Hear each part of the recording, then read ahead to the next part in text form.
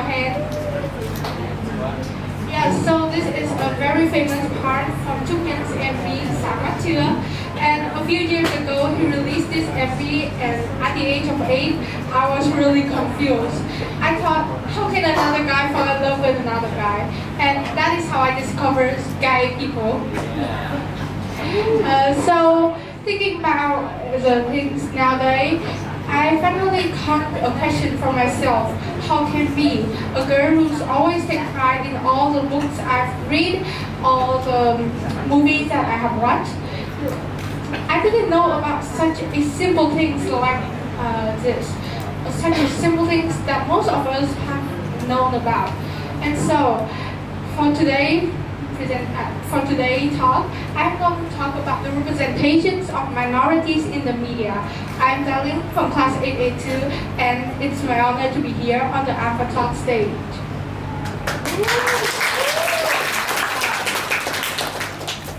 So, first is the influence of media to our human society.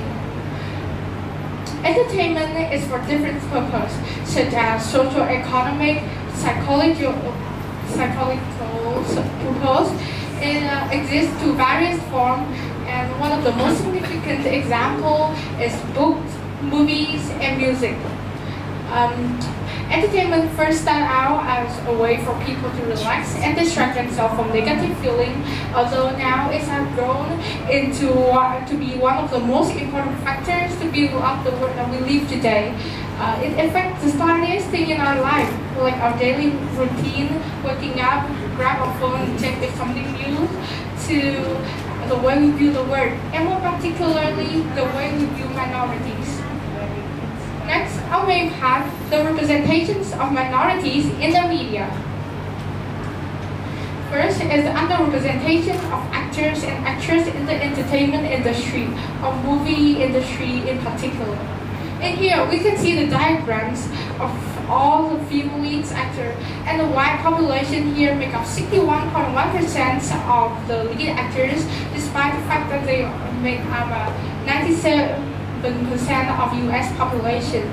And here, another second diagram from the UCLA Hollywood Diversity Report 2021. We can see that the lead actors change from 2011 to 2020. There is lots and significant growth, but they haven't reached the gray line, which represents for US minorities population. Next, over the centuries, white people have been playing roles of people of different race, or minorities in particular. For example, The Martian in 2015, where a white actor was caught playing as Mindy Park, an American Korean character. Or in Doctor Strange 2016, Tilda Swinton plays as the Asian one who was originally black. And in Michael, Elizabeth and Marlon, which was produced in 2016 also, Josephine, a white actor, is played as Michael Jackson. And lastly, and also the most recently, Bullet Train in 2020, where Brad Pitt was caught playing as a Japanese character. Next is the underrepresentations of content creator in the media. In here we can see a diagram which shows all the directors by race in 2011 to 2020. And through this diagram we can see that 2.5 out of 10 directors are non-white people.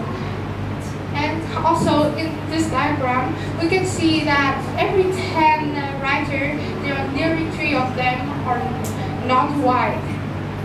And up until 2020, there are no Latins or Native American female writers, which was a surprising number for such a large amount of population that is in the US. And last, the underrepresentation in the cast. In here, we can see 3 different diagrams of digital script, cable script shows, and broadcast script. We can see that the actor actors, and the cast diversity wasn't much differs from the white and from the US population. But one of the patterns that I see in lots of different movies is the fact that lots of movies are receiving hatred because they didn't give out an accurate representations of people in different races, especially Asian and Black people. And for disabled people, a brand new type. There's in 2022, 26% of the US population are people with disabilities, but just 3.1% of the character in all of the US movie industry just make up 3.1%. And this number with children movies are even less, with less than 1%. In 2018, NBC has launched a movie which includes the most disabled character in that year, and in all of the movie industry, it has only 6 people. In Vietnam, there are more than 7 million people with disabilities, but there are just roughly 10 to 20 movies are about them and the problems that are real about them. So we can see that people are reluctant to show the world image of a disabled character that was appear as accurate and non-offensive, because as you know, in Vietnam and in the world in general, we have lots of discrimination toward minorities, and also the lack of understanding, the lack of knowledge, of education has made up an image where disabled people were often portrayed as burden, and people and content creators in general are afraid to show that image to the world, which can be offensive to some disabled people. With LGBTQ+ people, in all Netflix movies industry, they just have only one non-binary lead. And people of color, LGBTQ+, Latinos, and Hispanic women are often and really extremely underrepresented, even up until now, 2020, where the world is more friendly with this LGBTQ+ community. And we can see that there are lots of discrimination towards the LGBTQ+ community. So, and that is why lots of directors, lots of writers, lots of content creators afraid to show the world the image of them, because they're afraid that the discrimination and the hatred towards the LGBTQ+ community will make their movie, their books, their receiving hatred and discrimination because of that character. And next, when we're talking about LGBTQ+ and disabled people, we usually form a stereotype about them. And where did this come from? Very easy, the movie and the entertainment industry. Disabled people have lots of stereotypes revolved about them. For example, one of the most common traits is that they will often present as pate. For example, a very significant example is Colin from The Secret Garden, where he was displayed as always sad, and all of his problem, all of his sadness is because he was part of he has disabilities. And one of the other very common traits that people and stereotypes that people have been put on to disabilities is the fact that they are not sexual. For example, Rokovic from Born of the 4th of July was displayed as he was unable to have a worthwhile relationship. And lastly, this may surprise somebody, but even though the disabled people were often portrayed as non-sexual, it was a very common porn inspiration. And disabled characters were often displayed as a burden, and then it is for non-disabled character to show their dominance, and lastly, and it become a very, very common trait in the porn industry. Next is an inaccurate and stereotype that movie industry in particular has given the LGBTQ plus people the first and a very common that most of you guys have known. LGBTQ plus people are often portrayed as a joke. For example, in their acting was not taken seriously even by the crew and the actors themselves. They were shown as being a part of the LGBTQ plus people, particularly being gay, is a problem.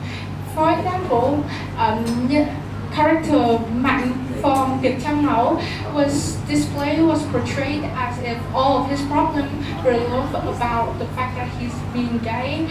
He cannot find love, he is unemployed, he's unable to be successful. It's all because of him being gay. And lastly, they were often shown as an abnormal part of the society. For instance, being and from the THÄNG của Thu. And this might lead you to the question, what about the minority?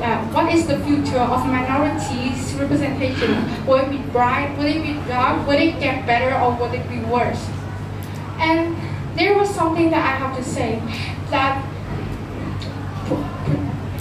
minorities representation is a very important and crucial way to raise awareness about equality, no matter the race, the antics, the sexual orientation, and the gender. And changes are happening. The progress is still there.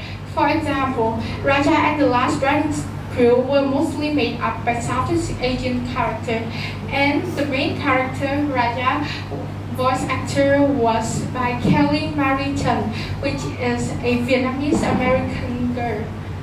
And a very accurate representation was done of trans people, gays people, and lesbians were shown in the very popular show Heartstopper. And so we can see that the progress is there, and we can looking forward to a brighter future, but there are some rules that needed to follow. For example, we all expect the movie industry, the entertainment industry in general, have to make appointment on the fair and non-discriminate basis, for journalists to widen their contact ranges and sources of information so they can have a more equal view about the problem world, about the world. And lastly, for content creators to ensure a balance and a fair and accurate representation of minorities all over the world. And that's all from my talk. Thank you for listening. I like the speech. Give me a speech.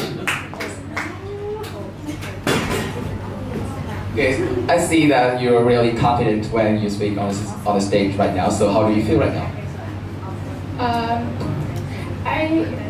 Before I start my talk, I feel kind of nervous.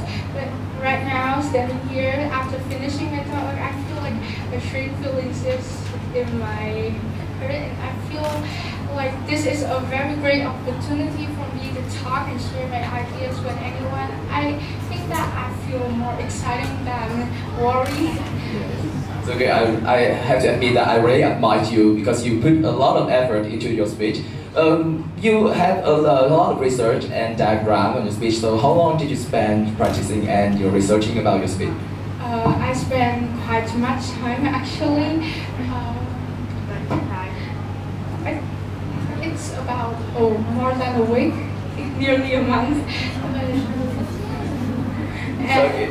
Thank you. So big applause for Linh from class 8A2. Yes.